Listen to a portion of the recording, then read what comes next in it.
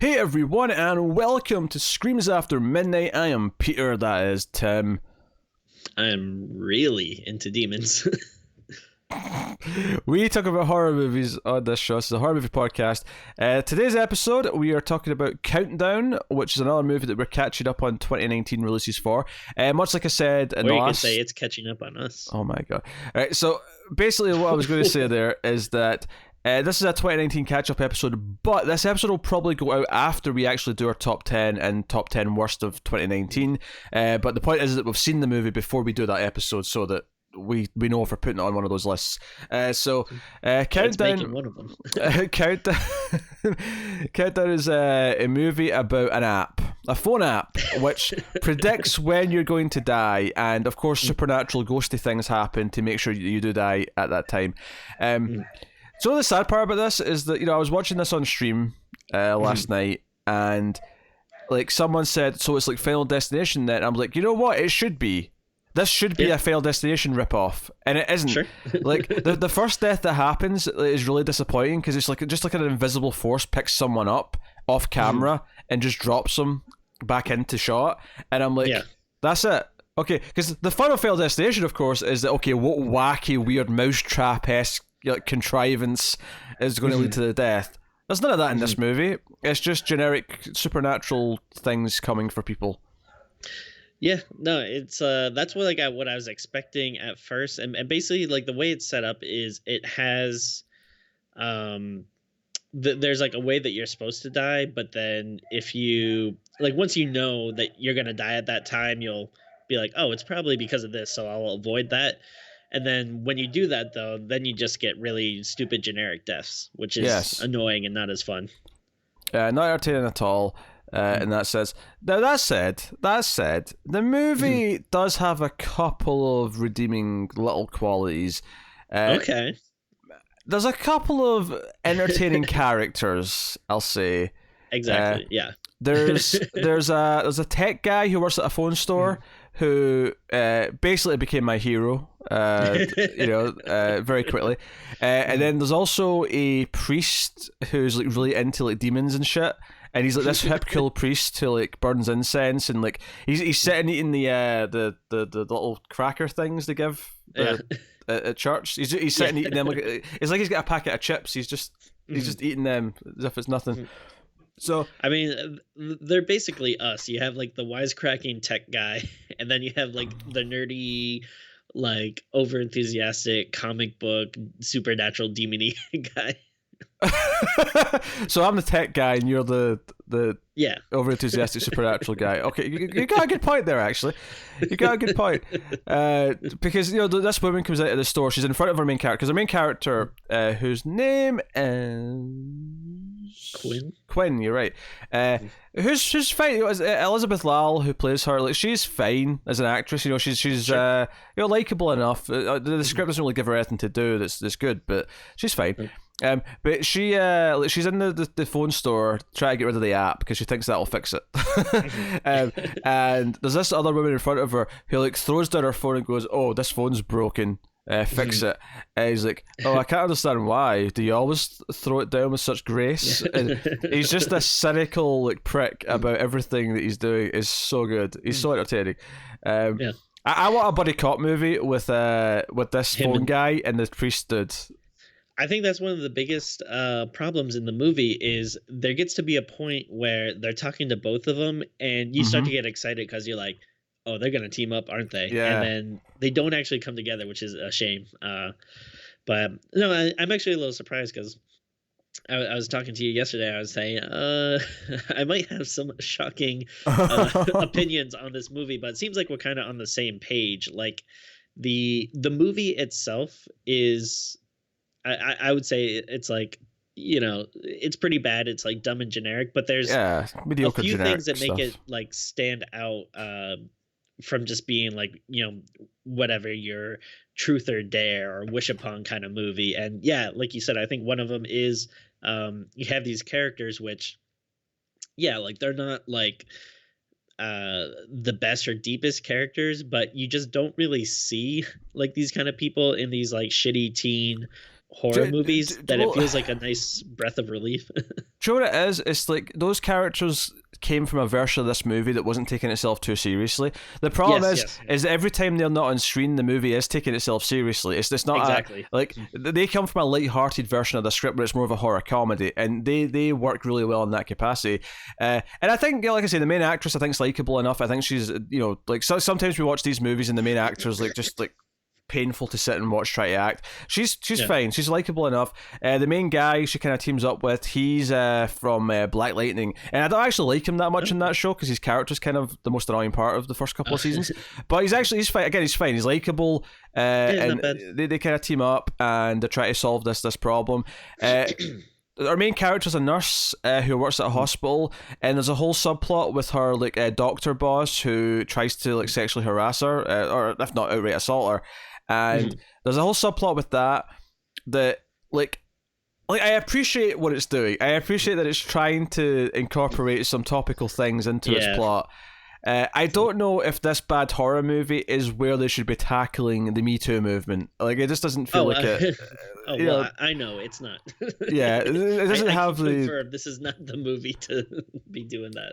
Yeah, the actor who plays the doctor actually is one of those faces that pops up all over the place. Like, I know him from a bunch of stuff. Apparently, I did not realize this, but my wife informed me that he was from Twilight. I don't know from that because I have never seen Twilight. Although, Tim, I hate to tell you this, but a lot of our audience do expect us to one day do the Twilight franchise. Oh, it was Maxwell Lord in the Supergirl TV show. That's what I know him from. Oh, okay. Yeah. So, no, I will say, obviously, I'm not going to give anything away before we go into spoilers, but I do actually kind of like the maybe some facets of the ending here, like what they kind of discover they have to do to like out trick this curse or whatever. Actually thought like that was kind of like this is like kind of interesting and I like where it goes. Yeah, but I mean we'll get more to it in spoilers. Sure. Again, like from the trailers and stuff, I just thought this was going to be so cookie cutter, generic, dumb movie. And there is a lot of generic, dumb stuff in here, but I was surprised at like some of the stuff. Like, yeah, I'm going to give it a little more credit than I thought it would. Yeah, I didn't like the stuff with her little sister that she kind of has to try and help save as well. Because it's such a common horror trope that, okay, she gets herself in this trouble, but it's when her little sister that she wants to take care of uses the app as well, and she's also going to like die. It's like, okay, that's where she's got something to really fight for. It's kind of like The Ring, where it's like, okay, the main character, like, okay, I might be dying, but I've done this to myself. I accept that. But then it's when her son watches the tape, it's like, oh shit, I have to figure out a cure because I don't want my son to die. So it's kind of that same mentality as that, and it's it's fine. It's fine. Like, yeah, honestly, like I feel like most of this movie is just kind of like generic. It's got a couple of decent actors at the center of it, but it's just mostly generic. And I wish there was more to do with the rules. Some of it just feels very random. But there are these side characters, especially maybe halfway through the movie, where you get a couple of scenes with these side characters that are really entertaining, that you want to like keep returning to them. There was also a scene actually that I really liked where they're in a bar talking to each other, and the scene started off. Oh yeah. It started off whatever, but they realized that the app kept telling them, because you described earlier when they decide to avoid their death, the app will say you broke terms of service, right? But they can't actually read what the terms of service are. Your only chance to read them is at the start when you sign up for the app for the first time. And they basically, there's this drunk guy who's like a flat earther who's like yelling about how the government control Antarctica and you can't go there because it'll reveal the edge of the flat earth and all this stuff. Yeah, and the Illuminati and whatnot. And the guy, Matt, the main dude, he's like, what if we make someone download the app and we can read the terms and service, there. So they kind of talk this drunk guy into downloading the app so they can read the thing. What actually like made me like genuinely like laugh out loud, and I do think this is a good joke, is they're kind of going like, oh, but like, I mean, like they're kind of having like a side conversation. We're like, but like, should we, is it safe to let someone do this? Like, is this like messed up or whatever, and then like the guy just kind of like out loud goes like, "Oh, so it's fake, like the Holocaust," and then they're both kind of like, "Okay, yeah, let's." It's like that makes them realize like he's a bad person. Like, who cares about him? Yeah, they're like, yeah, let's just do it. Let's just do it. So no, that was a genuinely entertaining little scene. Yeah. So fair play. So yeah, there's a lot of glimmers of like good things here or there. Yeah, and I really wasn't expecting it, and it does feel like it's kind of at odds with itself between, yeah, like does it want to be kind of a like interesting, kind of funny, quirky movie like that, or are you just trying to get the whatever PG-13 usual crappy tech-based horror movie that we see so much of? And it's a shame when it goes into that parts, because I doubt it could have been like a great movie, but at least could have been something a little bit more memorable and entertaining if it did focus on some more of that kind of funny stuff or interesting stuff. Yeah, I feel like the movie does suffer because there's a really good horror comedy in here with a lot of what it's set up, and there's even potential for like a Final Destination-esque movie where you're sort of predicting like how they're going to die, and it kind of like, because there's one early on like where it's a guy in the hospital and you're like, okay, so he's going to die in X number of hours or whatever, and the death is like, oh, what if something that let's get inventive with it, let's have a chain reaction of events or something, kind of Final Destination-esque, and it just, again, it happens off camera. Yeah.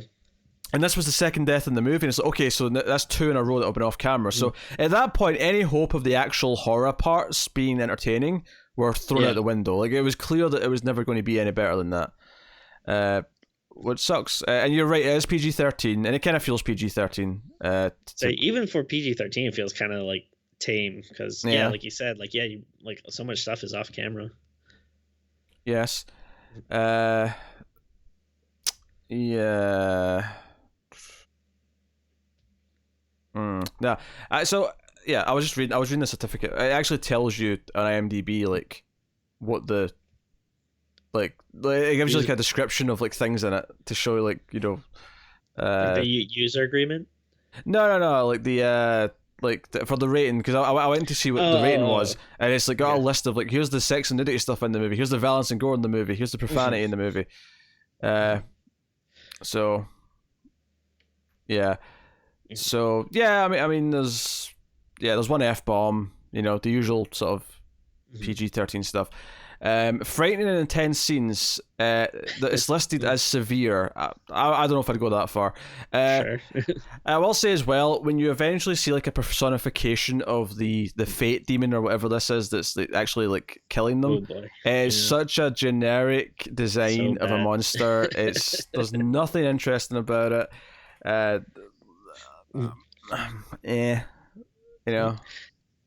will admit, I kind of like the bathroom scene, or at least the start of it.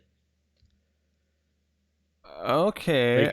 When like Matt's in the bathroom and he kind of sees like the legs coming underneath the stall. Like, I thought, like at the start of it, I was like, this is kind of cool.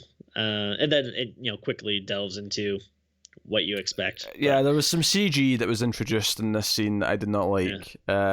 With some body morphing happening. I was not into that at all. It was one of those things, like, up until that point, we'd seen a few other people that had seen things before they were attacked or died or whatever, and they always seemed to be like in some way related to the victim. Like, it was someone they knew from their past. It was like this, whatever this is that's killing them, uses like images of people they knew, usually people who have died, to kind of lure them into like their death trap or whatever.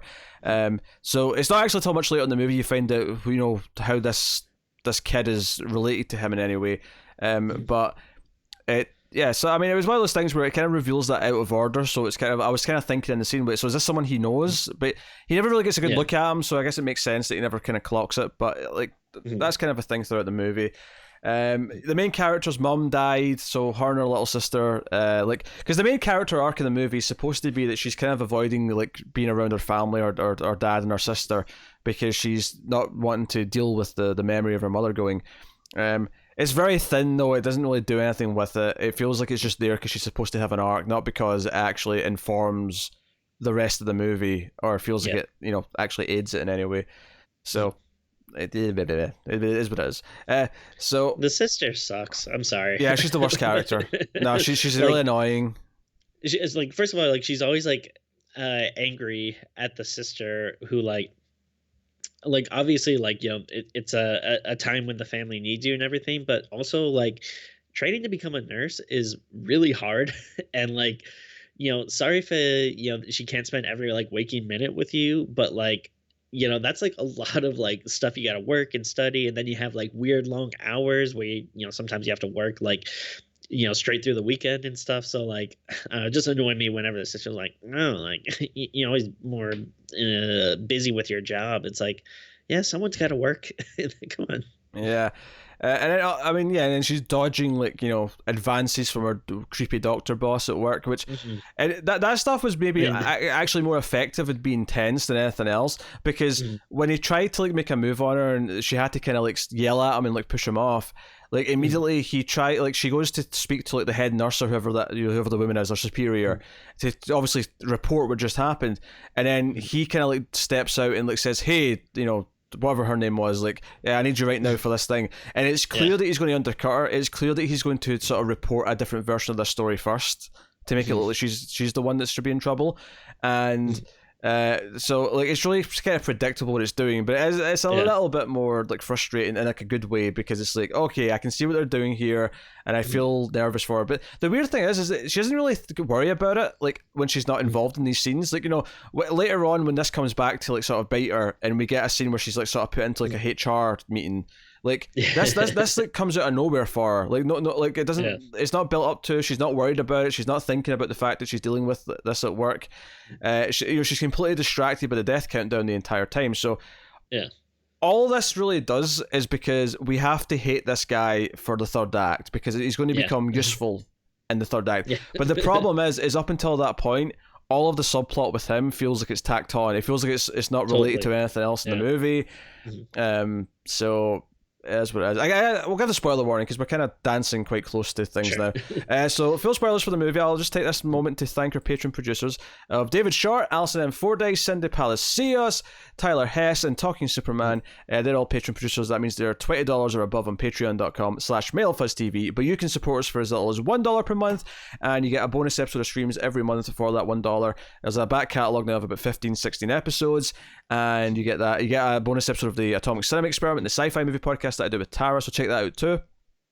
$5 per month gets you access to the shows 1 day early, the streams reviews that is, and you also get voting rights for an episode once per month as well. So go and have a look and see if you want to help keep all the content coming. But yes, full spoilers for Countdown.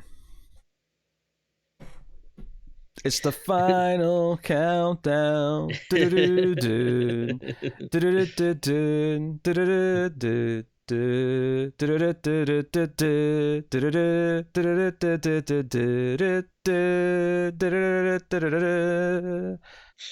I'm done. That's funny actually. That's one thing I was thinking of is like, I'm assuming this probably won't get any sequels, or we don't need any sequels, but it seems like if they did do one, like a third movie would have to be like the final countdown. Yeah. Although the ending does kind of tease a potential sequel. That's true. Yeah. Because they think they've won, but then Countdown 2.0 gets downloaded onto our phone. So the big thing with the ending is that basically they learn that if they kill someone who's not supposed to die, because we see a lot of the doctors and nurses look at their phones when they try it at the start of the movie, that as Chat was calling him on the stream last night, Dr. Fondle, he has 50 years left or whatever. He's not dying for ages.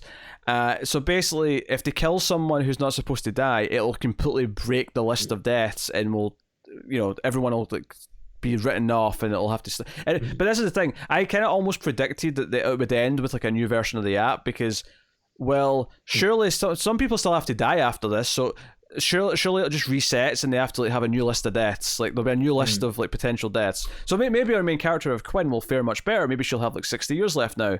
But anyway, so yes, the whole thing is that she has to lure Dr. Fondle on his own. So we get a scene where she goes into his office and has to do the seduction eyes. She has to be like, "Oh, I wanted to apologize and thank you for helping my sister," because her sister gets like cut in the previous like sort of horror section. It's like, "Oh, thank you for helping my sister," and she's sort of like rubbing her finger against them and like, "Oh, how about you come and I should have given to my feelings and." Blah blah blah. So she lures them into like an abandoned part of the hospital. And by the way, very convenient that there's just an entire wing. But what bothers me more about this is that I feel like every other horror movie with a hospital in it has an abandoned wing or has a wing that's under construction. There's always an empty section of the hospital in horror movies. I haven't been to the hospital like that much, but every time I go, it's like they're constantly trying to find ways to like fit more people in. Like I don't it's like every room is like overcrowded. I don't know. These hospitals are just so big, they just have entire like wings that are just abandoned. And it's not even just like abandoned like no one's there. It's like everything it's like there's like torn curtains that are flapping in the wind and broken glass and like it's all very creepy. Yeah, there's a very sexy rendition of Marco Polo as she's she's making him wander around in the locker room. But eventually, this is all about killing him so that they can break the curse. She tries to give him like enough morphine to down an elephant or something like that. Yeah. So this I actually thought was kind of like fun. This idea of like, all right, to break the curse, we have to like hunt this guy down and kill him. Like I thought, like, oh, this is kind of cool. And then the idea that the demon is actually saving him now because it doesn't want it to die. Yeah, I mean, I like the idea of that. I don't know if it really the execution works for me that much. Yeah. Because it's like she goes to stab him with a syringe and he just gets pulled out the way by like a supernatural entity and whatever. I think if they maybe kept at it a little bit more, but it seems like he quickly gets swept away and then it's like, all right, I'm just gonna kill myself, which I didn't like as much. Yeah, I feel like it had to be a longer part of the movie, this idea, because it sort of shapes up the rules, and it's like, oh no, now the rule is that the demon's going to try and save the person you're trying to kill, which is kind of unique and kind of interesting. Yeah. But it doesn't last very long, and he gets away, so she just kind of threatens to kill herself, because she's supposed to die second, her younger sister's supposed to die a few minutes earlier, so by killing herself, she breaks the curse. But I mean, I called it. I said, you know what, I bet there's something she can inject herself with that'll save her, or an antidote or whatever. And sure enough, she her sister goes to over to her dead body, and there's literally like an arrow in her arm saying, stab me here with this syringe, and like a little like vial of something pops out, and she her sister just stabs her with a syringe, and it brings her back to life. And I'm like, yeah, of course this was going to be a cheat. Of course you were going to do this. And all I could think was actually this is the Buffy season 1 method. This is Buffy being dead for a couple of minutes technically activates a new Slayer. That's what this was. So it is what it is. I mean, they go to the graveside to visit their mother's grave finally at the end of the movie. That's meant to be the end of the arc. The dad in this movie was like kind of forgotten about. Like I feel like they made a point of introducing him, and then he just kind of disappeared. Like for almost the whole movie, it was. Oh yeah, you didn't need the dad at all. He was totally forgotten about. Obviously, we skipped over a lot of stuff though. We mentioned the tech guy. They go back to him because, well, they meet him first. Obviously, that's where the two characters meet. That's where Quinn and Matt meet for the first time, and they share their stories and everything that's going on. And they're having visions because they're coming close to death.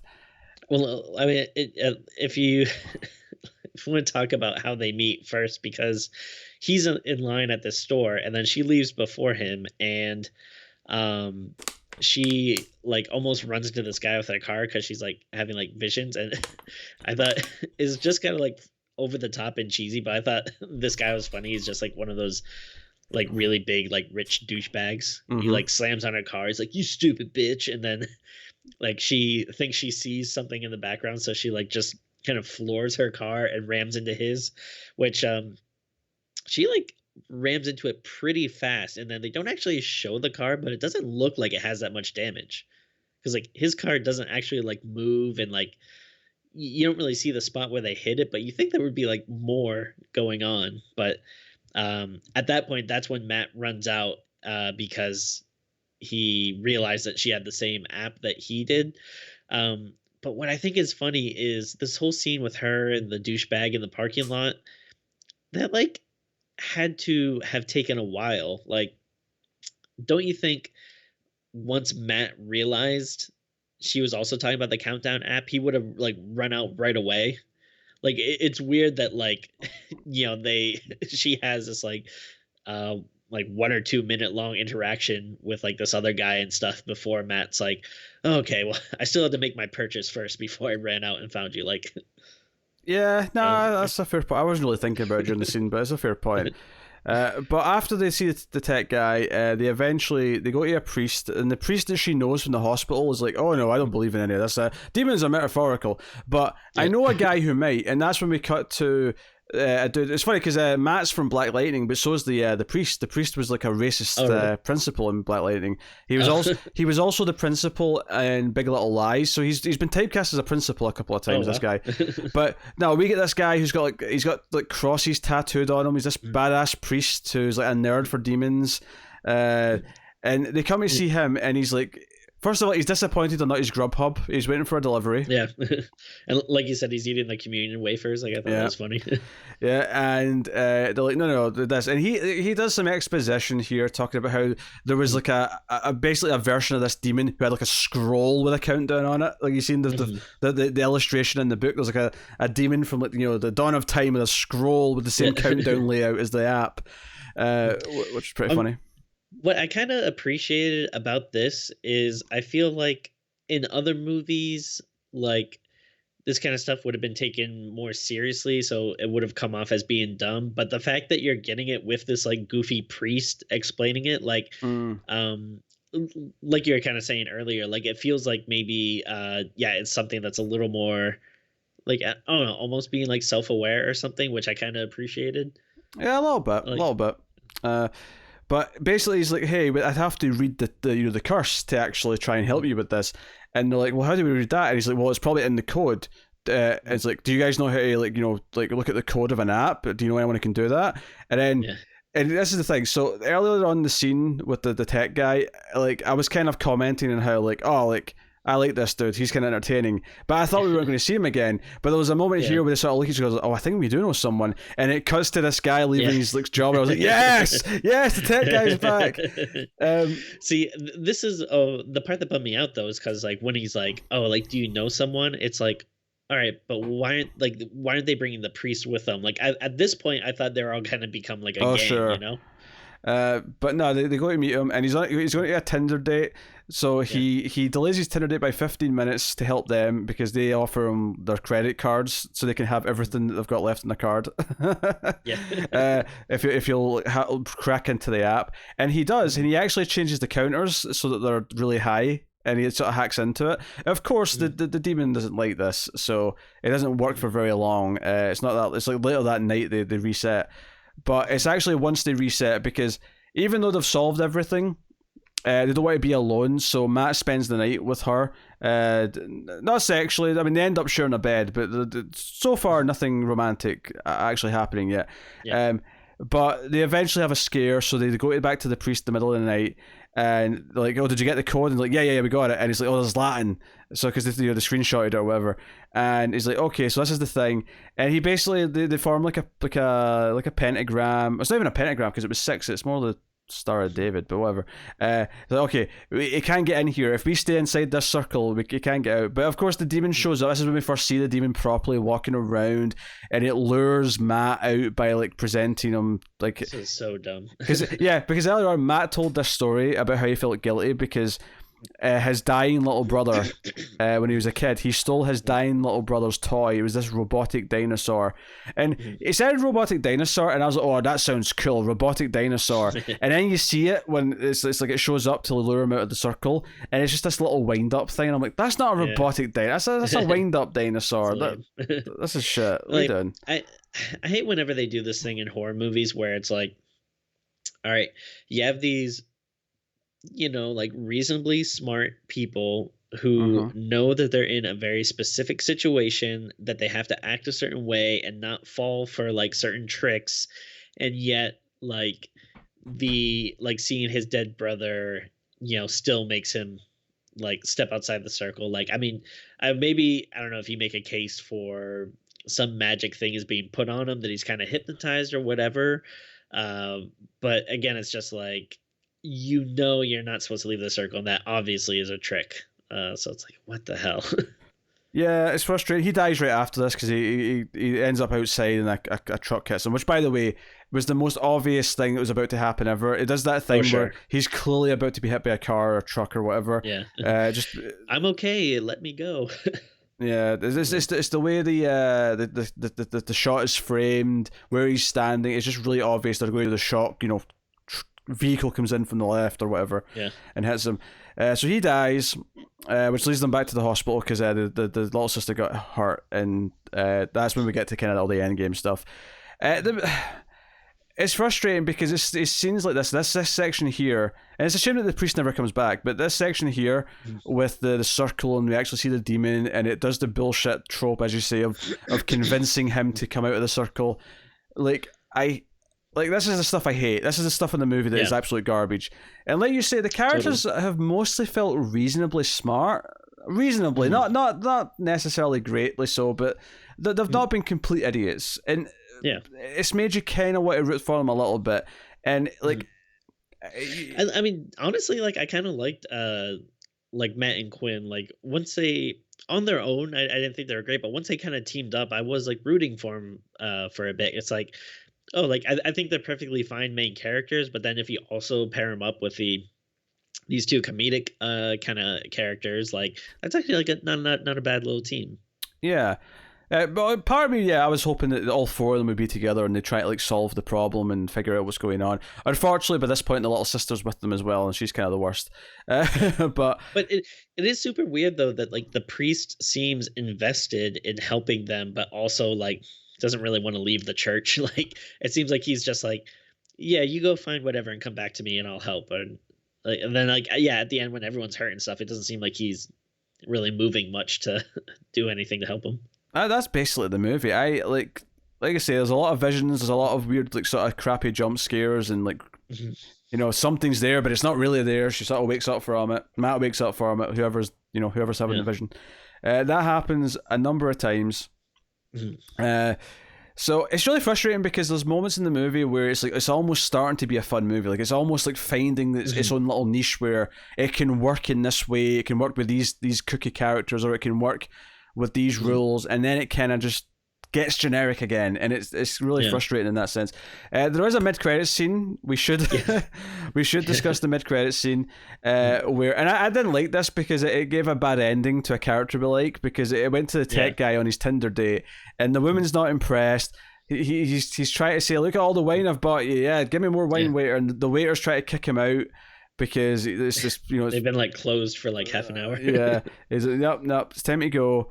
And then his phone dings, and the app kind of like counts him down, and it cuts to black and we hear him scream. I mean, if they do make a sequel or something and they really want to bring him back, I'm sure they can figure out a way, but yeah, he would be the most of the appeal. Him and the priest would be the appeal of doing a sequel. Totally. Yeah because I mean, it's entirely possible that for Quinn, she checks the phone at the end and she's got the app 2.0. It's entirely possible that she checks it and it's like, oh, you've got 70 years. Oh, I guess. Yeah. I guess I'm fine. I guess I'll just not worry about it now. Unfortunately, she's made all the deaths shuffle though, so it means that some other poor bastard is going to die quickly now. It's true. In her place. That's the only problem. Any other thoughts, Tim? Anything else you'd like to add? I feel like we can't skip over the immortal line that the priest says when he's talking about the Bible. Yeah, he calls it the ultimate graphic novel. He's comparing like demons and stuff and like people to superheroes. It's like when you think about it, the Bible's the ultimate graphic novel. Yeah. Oh, actually, yeah. I mean, it's just such like a dumb, lame line, but it did make me laugh. But it's also like, well, wait, are there even like pictures in the Bible? Like, I feel like you would have to say that would only work if like whatever. But actually, that does remind me too. Another joke that I kind of laughed at when he's reprogramming the phone and giving everyone extra years. He's like, how much longer do you think the Marvel Universe got? Yeah. There was a couple of intentional funny jokes. Yeah. I'll give it a. And then yeah, that's definitely like what does oh, and then I guess we didn't mention it, but like the um one of the funny things is like, at the end, like once everything is um you know settled up and what they're alive and stuff, like one of my first thoughts was like, okay, it's cool that they're alive, but they're probably gonna have to explain why they were trying to murder this doctor. Like, I'm sure the doctor's gonna go to the police and be like, "Hey, these people are trying to kill me." Yeah, Because he luckily, doesn't really know like the supernatural stuff was yeah, going on. he sees a couple of creepy things as he's escaping her, where he sees like her be pulled back or whatever, but like he Yeah. doesn't know what's going on. There's one little throwaway thing in the final scene that show that he's been arrested because a couple Yeah. of his victims have spoken up, and he's now in Oh prison yeah. for sexual assault. And it's kind of funny because it happens like while they're walking away from their mother's grave. They're Yeah. like, all right, like, it's like a very solemn, like, just imagine, like, yeah, you just put new flowers on like your mother's grave, and then as you're walking away, oh, hey, that doctor got arrested. It's like, but I mean, like, obviously, I get he deserves it, but still, I feel like they probably could have gotten into some type of trouble for trying to kill him. Well, the funny thing is that there's lots of potential good movies here. There's a Final Destination knockoff, which is fine because Yeah. I'm okay for more of those. There's also the idea of doing the fun horror comedy with these kooky characters and like fighting back against the demon and like all the wacky things they think up to try and do that. That could be Yeah. fun. And then the other potential thing that could be fun, if they expanded upon it and took it more seriously, is this idea that they have to try and kill someone to save themselves, and maybe even the idea as well that the demon's going to try and save that person because it doesn't want them to disrupt the timeline, the death Yeah. line of events, right? So one of the things that they could do with that would make it more of a proper story would be to really sell the idea of her being driven to the point where she's willing to kill someone, even someone as bad as this. Like, Yeah. committing murder is still a pretty big deal, even if it's someone who's as awful as this dude is. It's still a lot. Like, I don't know if when she goes to kill him that I'm ready to believe she's willing to kill someone. You know, Yeah, totally. like, it doesn't feel like she's quite reached that point yet. But the movie's ready for her to do that for the plot, so she just has to do it. But Yeah. it doesn't really feel like she's really like. I feel like the decision to finally kill someone should be like a big deal for a normal person, and she's been represented so far as a relatively normal person. Yeah, totally. And to be fair, I feel like that's not necessarily a new idea because we have seen that idea in like other like movies about curses and stuff where someone wrestles with the idea of like, should I pass this curse on and doom someone else? Like I think it's like definitely different here than in other movies, but it's not like the newest thing. I think what makes it interesting is the idea of, oh no, the demon has to save him now because it doesn't want that to happen. Like that's like a really cool, interesting idea for me. And yeah, again, I was bummed that it doesn't really it's presented in the movie, but then quickly forgotten and kind of Yeah. they just go into the next bullshit thing. Yeah, it's a shame because it's got some interesting characters that could make it entertaining. It's got some ideas there, here or there, that could become a really good movie. But Yeah. all of them kind of get left behind far too quickly. All of them aren't committed to as the either the main characters of the movie or as committed to as the main ideas of the movie. They're Yeah. all kind of left behind, and it's very frustrating. So It's one of those interesting things where it is like the it's a horror movie. This is a horror podcast, but yeah, it's like the horror is the worst part of it. Like, you almost want like maybe it shouldn't have been a horror movie. Maybe it should have been something else. maybe. But I was genuinely surprised though. Like again, not saying that it's good by any stretch of the imagination, but I was surprised that I enjoyed like the parts of it. That there was actual stuff that I was like intrigued or laughed at or enjoyed on a non-ironic level. Yes, yes. Which surprised me quite a bit. But it is a mixed bag, unfortunately, and there's a lot of generic shitty stuff in it as well. So, with that all said, Tim, what are you going to rate Countdown? Let's see. Well, I actually hold on. I downloaded the app as well because you can still get the app. So let me see how much time I have left just to make sure. All right, let's see if we can see that there. 19 years. Yeah. Okay, so you're not living that old then. You're only getting to your your mid 50s. 53. Yeah. Not horrible. I also downloaded the app. I don't know if I got the right one though, because there was like 3 different versions. All right. I have 2.0. Oh, hey, I'm beating you. I love it. It's flipped, but it's 43 years. Not too shabby. I will, and like, it's a stupid thing, but I will give it credit. Like, it is kind of cool that they do have, if it's an app movie, like I do like that they made the actual app and that like it actually like looks and works just like it does in the movie. Like when you first sign up for it, you do get like the actual long user agreement that you have to accept, which I thought like, oh, that is kind of cool. Yeah, so I'm going to live till I'm 73. That's all right. Much better than your age. Well, I mean, good luck doing like 20 years of the podcast without me. We'll do a special death edition when you're about to die, Tim. We'll do like a Tim's Last Hurrah. Episode 4763. Tim's final episode. Maybe the last episode would be me trying to kill you to break the curse. Oh dear. So we rating it. Rate it. It really is a tough one. Yeah, because again, the horror elements are bad. There's a lot of dumb, generic stuff that we always talk about that's bullshit and sucks, and you hate to see. But then there are some actually generally like, funny characters, and there's like a lot of bad horror movies where we laugh at the characters, and again, though, it's like in a cheesy, ironic way. Like these guys in here, they I'm not saying they're like the height of comedy or anything, but they were like generally funny. And yeah, there are a few ideas that I did think was cool. So I'm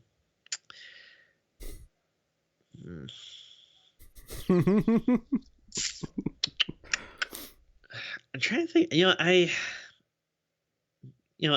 I'll give it a straight 5, maybe.